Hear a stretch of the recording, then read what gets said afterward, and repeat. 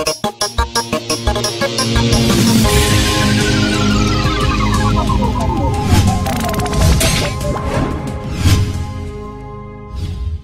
guys, I get it. You want more comic review videos. I even went out of my way to do Comic Nation TV for INeedComics.com, part of the Pop Culture Network. And that wasn't enough for you guys. I'm still getting emails, I'm still getting YouTube comments. Hey, Dirt, bring back comic review videos. Fine. In honor of C2E2 coming up, I decided, I guess I'll just get back in the swing of things. So let's start it off with Wolverine Origins. This was an okay issue, but here's the problem. This was a catch-up book. Kind of a filler book, although not exactly. But the idea was to give you some character history. The problem was, not enough character history. It's supposed to give us insight into what happened with Logan's relationship with Mariko, and I guess that's fine, except if you're not familiar with the character at all, I don't think there's really enough in there.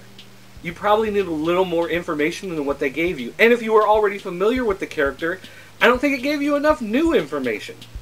Yes, there was an interesting twist to their relationship, which I don't want to spoil here in case you haven't read it. But on the whole, I was a little disappointed, although the artwork I thought was great. Doomwar, number 2. Who's reading Doomwar? Doomwar is a pretty good series. In fact, I like a lot of the stuff about it. I like how it's trying to make Black Panther a relevant character. And I like a lot of the violence and stuff going on it, because I like violence, what can I say? The problem is, I don't know what happened at the end of this issue. I looked at those last 2 pages like, I don't know, 4 or 5 times, trying to figure out what exactly was going on, what happened there. I guess that was supposed to be an empty vault at the end, but I can't say for sure because the artwork wasn't clear enough. It was kind of a just screwy thing happening at the end, where you get all the way to the end of the issue and it's like, I don't understand this because I don't know what the artwork is showing me here. So, I think that was a bit of a problem. Terminator 2029 number 1. Listen, the only reason why I brought this book home is because we got a ton of them in at the store. So I figured, well, someone should probably read a copy and see what it's about. And you know what? It's awesome. I loved this book. Because here's one of the key things about Terminator that makes it so good. What makes Terminator good is not the robots, it's the people. Tell a story about the people being affected by the robots. The robots could easily be werewolves or zombies or vampires or whatever. But if the character interaction is good, you're going to have a good story. And guess what? The character interaction in this new Terminator book is great. There's also some great moments that made me laugh out loud. There's some great action. There's a lot of neat stuff going on. I really enjoyed this book so much more than I ever thought I would. So if you haven't picked up a copy, you should probably grab one because it was great.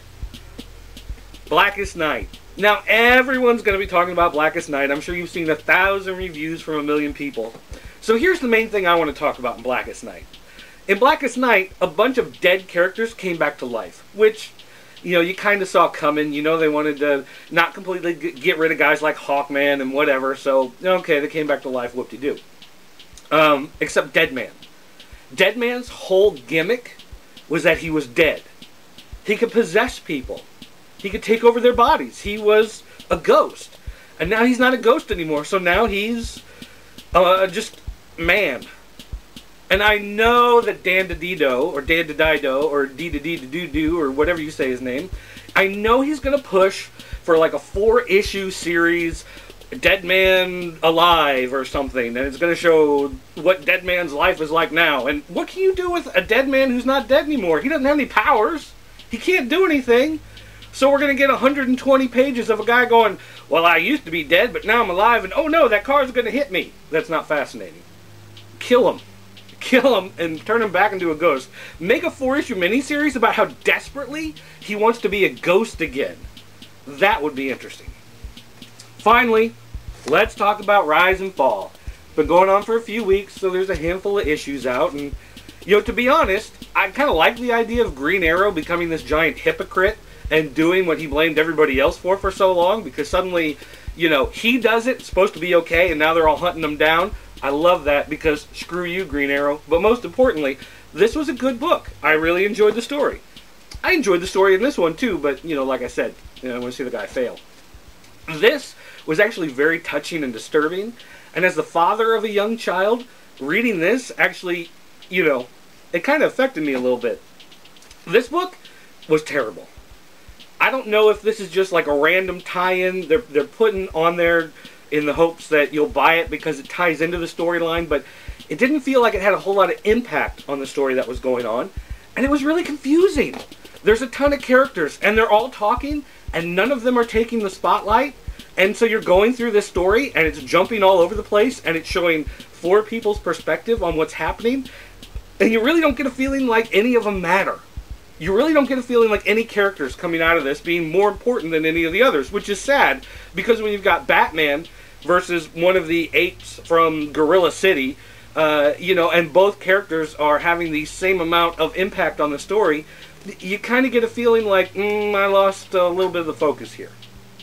But all of that aside, the one thing I want to put in your head is that if you didn't see Comic Nation TV, first of all, shame on you, but second of all, you should be reading Sweet Tooth.